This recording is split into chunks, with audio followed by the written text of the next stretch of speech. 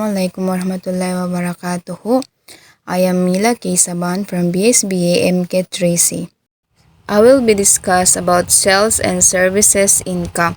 So when we say that are the revenues or gross income from sales of company goods and services.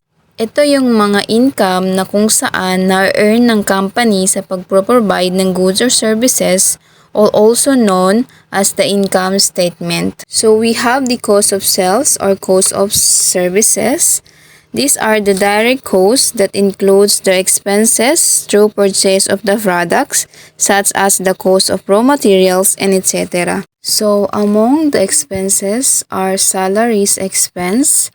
Ito ay binabayad or natatanggap ng mga empleyado sa kumpanya tulad ng base salary, mga bonus, overtime pay at iba pa. Next is utilities expense.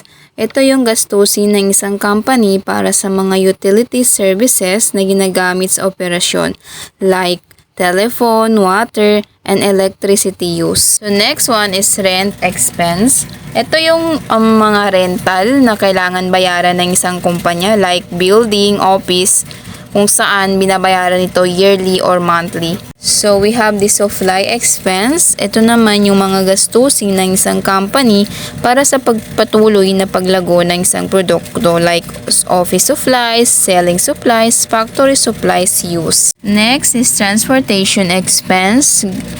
Ito yung gastusin para sa mga pangangailangan sa transportation ng mga produkto o empleyado, katulad ng gastusin sa refill, parking fees, or gasoline. Also, we have representation expense. Ito yung mga bayaran sa restaurants or hotels kapag kailangan makipag-meet sa customers for transaction. Next is depreciation expense. Ito naman yung expenses sa pagbaba ng halaga ng mga assets sa bawat paglipas ng panahon. So when we say asset, kabilang dito ang mga sasakyan, kagamitan at iba pa. For the last one is interest expense. Ito naman yung mga nag-i-interest na hinihiram ng isang kumpanya na kailangan bayaran.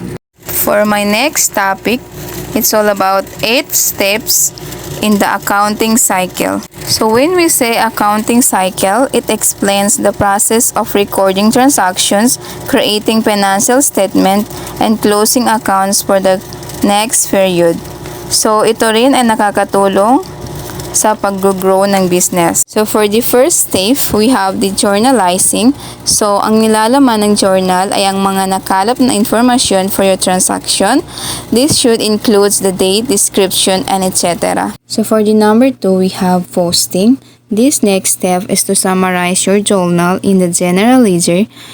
So when we say general ledger is organized by account.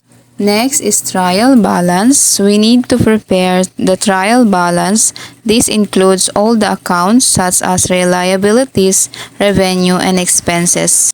For the adjusting, make adjusting finding need to be made. This could include adjusting for taxes and credits if you found they aren't equal, or adding a missed transaction.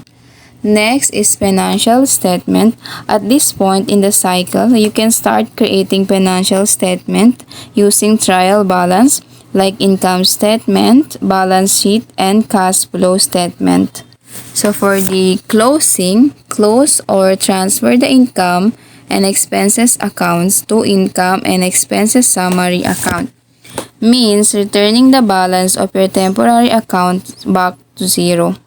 You will need to make closing entries to transfer the balance to permanent accounts. First, closing trial balance. Make a trial balance of all assets. Means at the end of each period, you should run a trial balance to ensure that your information is accurate and up to date. So for the last one is reversing. Reverse some adjusting entries to prepare them for a new accounting period. So you've now complete the accounting. So after all this 8 cycle, time to reverse. Of course, bilang business owner, kailangan natin balikan ang accounting cycle every year because it's extremely important. That's all, and thank you!